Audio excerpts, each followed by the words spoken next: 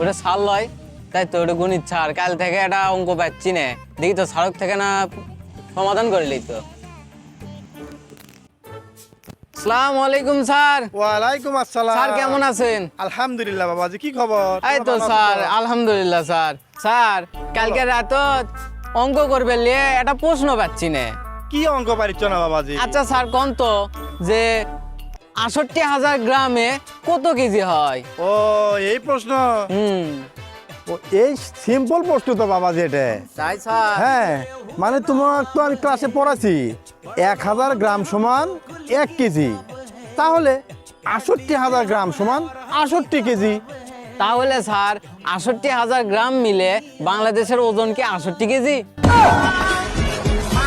তুমি কয় কি রে?